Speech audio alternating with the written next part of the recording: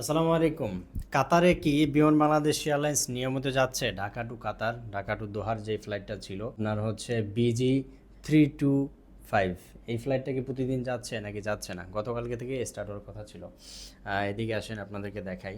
আজকে হচ্ছে 27 তারিখ চলছে। 27 তারিখের যে ফ্লাইটটা, ওই ফ্লাইটটা দেখেন মাত্রই কিন্তু টেক অফ করলো। এই বর্তমানে এই কিছুক্ষণ আগে টেক অফ করলো, সর্বোচ্চ 2 মিনিট হয়েছে।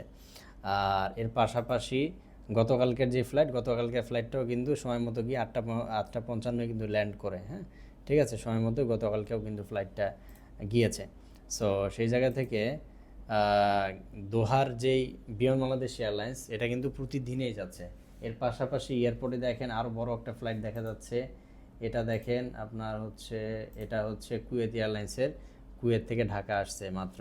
ঠিক আছে, এই ফ্লাইটটাও এসে মাত্র ল্যান্ড করেছে। সো ওভারঅল মোটামুটি কুয়েত, কাতার, আপনি যেই ডেস্টিনেশনই হন না কেন, মোটামুটি পরিস্থিতি কিন্তু স্বাভাবিকের অবস্থায় ফিরে আসতেছে। তো বিমান বাংলাদেশ এয়ারলাইন্স যেহেতু নিয়মিত যাচ্ছে, গতকালকে থেকে স্টার্ট করেছে, গতকালকেও গিয়েছে, আজকেও গিয়েছে। সো আশা করছি আগামীতেও তারা ফ্লাইট অব্যাহত থাকবে, এবং ইউএস বাংলাও তো মোটামুটি প্রতিদিন যাচ্ছে। সো সেই জায়গা থেকে যাদের ইউএস বাংলা বা বিমান বাংলাদেশ এয়ারলাইন্সের টিকিট ছিল, টিকিট ক্যান্সেল হয়েছে, তারা দ্রুত এয়ারলাইন্সের সাথে যোগাযোগ করে আপনারা টিকিটগুলো রিফান্ড বা রিইস্যু করে নেন বা রিশিডিউল করে নেন। ঠিক আছে, এখন আপনারা যে কোনো ডেটে রিশিডিউল করে নিতে পারবেন এয়ারলাইন্সের সাথে যোগাযোগ করে, অথবা যে এজেন্সির মাধ্যমে আপনি টিকিট করে দেন সেই এজেন্সির সাথে যোগাযোগ করে আপনারা রিফান্ড রিইস্যু করে নিতে পারবেন। সো ভিডিওটা শেয়ার করে দেন। আর যে কোনো ধরনের আপনার তথ্য জানার থাকলে আপনারা কমেন্ট করবেন, আপনাদের মতামত জানাবেন, অথবা যদি আপনাদের কোনো ইনকোয়ারি থাকে আমাদের নাম্বারে যোগাযোগ করবেন। ভালো থাকবেন। আসসালামু আলাইকুম।